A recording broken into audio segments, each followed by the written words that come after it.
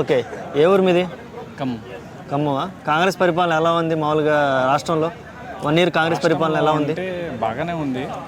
కాకపోతే కొన్ని ప్రజెంట్గా మెయిన్గా ఇప్పుడు రెండు కారణాల వల్ల బాగా రైతులు బాధపడుతున్నారు. ఏంటంటే రైతు రుణమాఫీ ఒకటి, రైతు బంధు ఒకటి.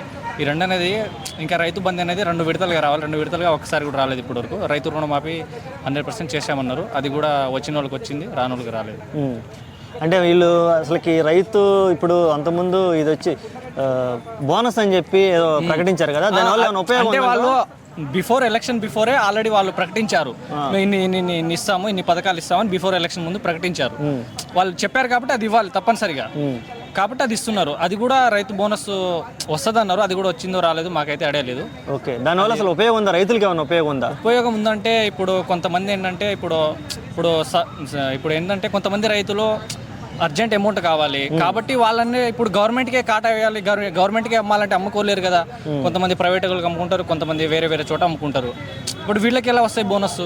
ఓకే, ఇప్పుడు గవర్నమెంట్కి వేస్తే గవర్నమెంట్ అనేది ఒక పర్టికులర్ డేటు, దానికంటూ ఒక డేట్ ఫిక్స్ చేసి ఒక 40 days 30 daysకి అలా ఇస్తుంది అమౌంట్.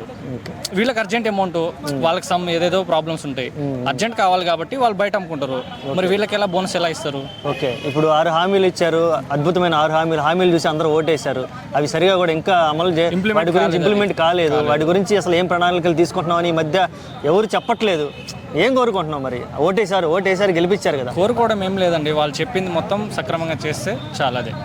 ఓకే, ఇప్పటి వరకు అమలుపరిచిన పథకాల గురించి మాట్లాడుకుంటే మహిళల బస్సు గురించి చాలా వివాదాలు ఉన్నాయి, ఇప్పటికీ నడుస్తున్నాయి.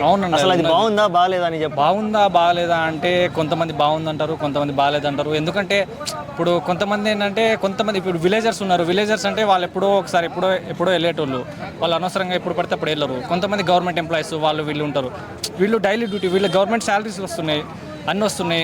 వీళ్ళు కొంతమంది కావాలని వెళ్ళేటోళ్ళు ఉంటారు, డైలీ వైజ్గా వెళ్ళేటోళ్ళు ఉంటారు. దానికి వీళ్ళకి ఫ్రీ బస్ కాకుండా దానికి ఆఫ్ ఛార్జ్ లాంటిది ఇంకా వేరే ఏదన్నా పెట్టుంటే ఇంకా బాగుండేది.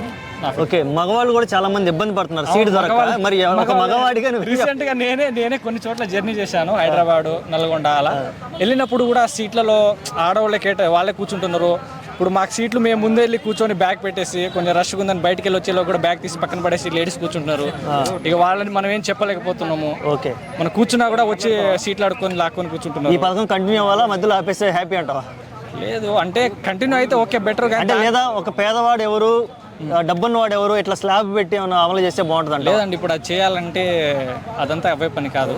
ఓకే, కాబట్టి వీళ్ళు చేసేదేదో ఈ ఫ్రీ బస్ పథకం కంటే దాన్ని బట్టి ఛార్జీలు తగ్గించి ఇంత అని పెడితే బాగుంటుంది.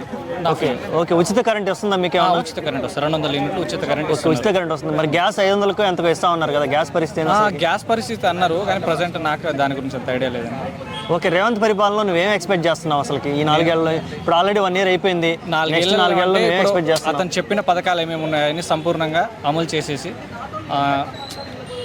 చేస్తే చాలు.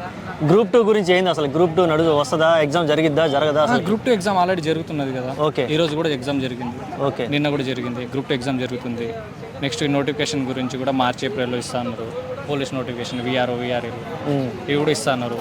ఇవి కూడా ఇస్తే బాగుంటుంది, కొంచెం స్టూడెంట్స్ కూడా బాగుంటుంది. Thank you so much. బాగా మాట్లాడదు.